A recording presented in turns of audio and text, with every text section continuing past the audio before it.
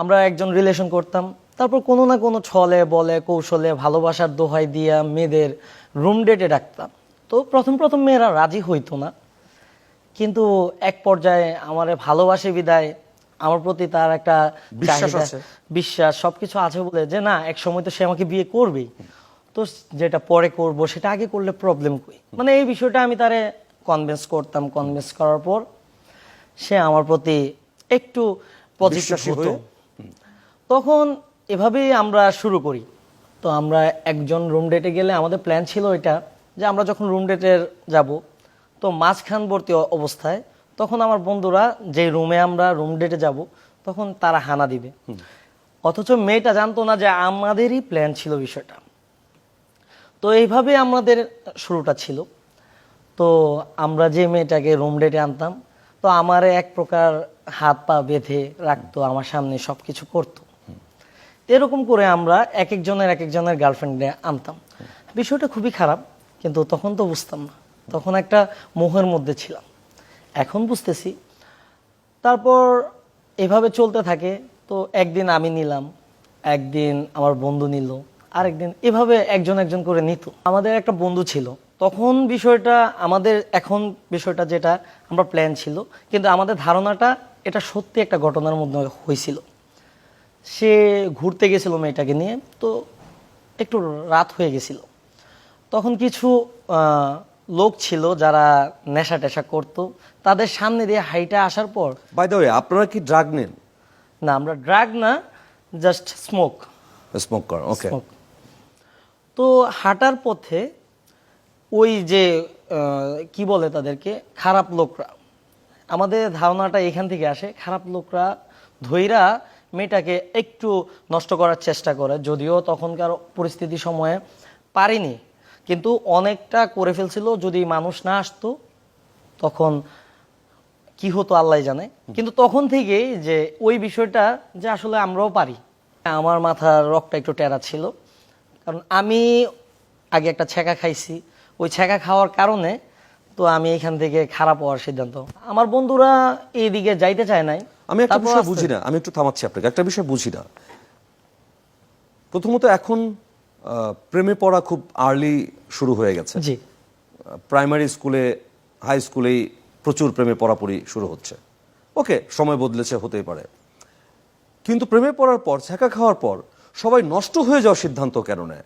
উল্টো কোনো সিদ্ধান্ত হতে পারে না যে আমি যে ছ্যাঁকা খেলাম কি কারণে, আমি অনেক বড় হয়ে, অনেক প্রতিষ্ঠিত হয়ে ওকে দেখাবো। জি, আসলে কথাটাই সঠিক, কিন্তু আমাদের সময় যে বিষয়টা হইতো, আমরা তো আজকে থেকে 6-7 বছর আগের ঘটনাটা বলতেছি। তখনকার একটা ছেলে ছ্যাঁকা খাওয়ার পর ডিপ্রেসড হয়ে যায়, আর যখন আমরা ডিপ্রেসড হয়ে যাই, ডিপ্রেশনে পড়ে যাই, তখন না বোধগম্য কিছু থাকে, ওই বিষয়গুলো মাথায় আসে না আসলে।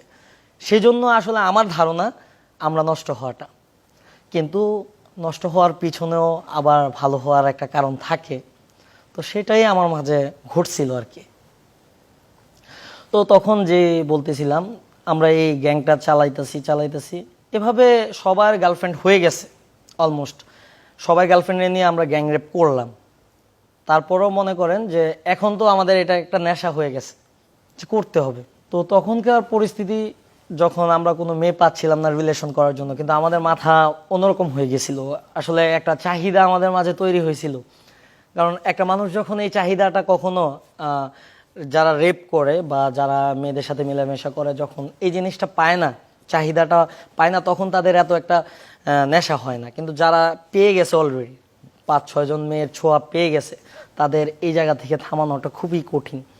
তো সেই পর্যায়ে আমার এক বন্ধুরা আমি ফোর্স করলাম, কি রে ভাই এখনো পারতাছস না, একটা মেয়ের সাথে রিলেশন করতেই তো বলছি, আর তো কিছু না, একটা মেয়ের সাথে রিলেশন করতে এখনকার যুগে কতক্ষণ সময় লাগে। তারে পরামর্শ দিলাম এভাবে এভাবে যাবি, পরে একটা রিলেশন করে। কিন্তু সেই রিলেশনটা হয় আনফরচুনেটলি আমার চাচাতো বোনের সাথে। সেটা আপনি জানতেন না? না, আমি জানতাম না। আমরা শুধু জাস্ট রুম ডেটের দিন যাইতাম, সে কে কালো ধলা সুন্দর কি, আমাদের সেটা চাহিদা ছিল না। আমাদের জাস্ট চাহিদা ছিল তৃপ্তি নেওয়া, দ্যাটস ইট। রুমটা ছিল টিনের ঘর।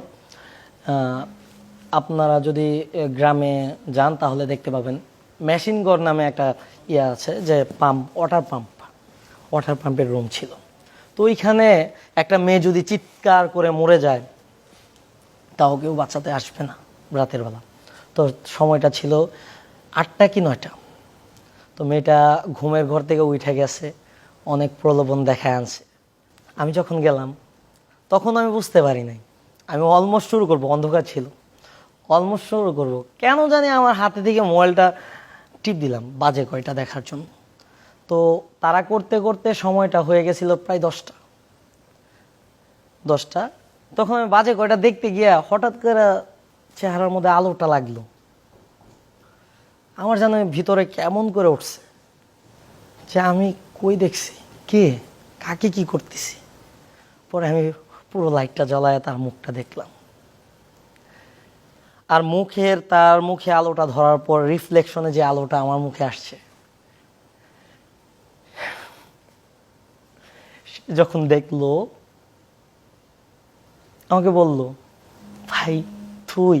সেই ডাকটা এখন আমার কানে বাজে, কিন্তু কিছু করার ছিল না তখন, আমি অলমোস্ট অপরাধী।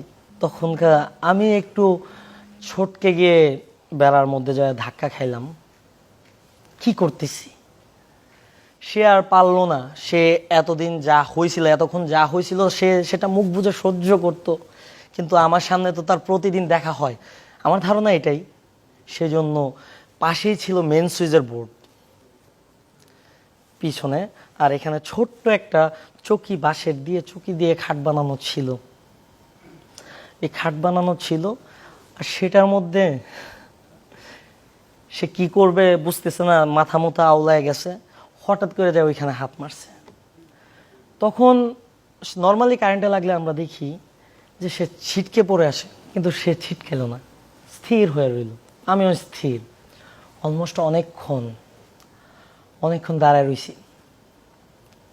কতক্ষণ পরে দেখি অটোমেটিক সে পড়ে গেল, তার মধ্যে আর কিছু ছিল না। তখনকার পরিস্থিতির পর আজ এই পর্যন্ত আমি রাস্তা দিয়ে হাঁটি, এতটা অনুতপ্ত আমি, কিন্তু মাথা উঁচু করে হাঁটি না। কোনো মেয়ে আমার চোখে আজ পর্যন্ত পড়েনি যে আমি সামনে বিয়ে করব, কিন্তু পড়েনি যে আমার সামনে বাবা মা প্রেশার দিচ্ছে বিয়ে করার জন্য। না, আমার কাছে এখন মেয়ে মনে হয় না।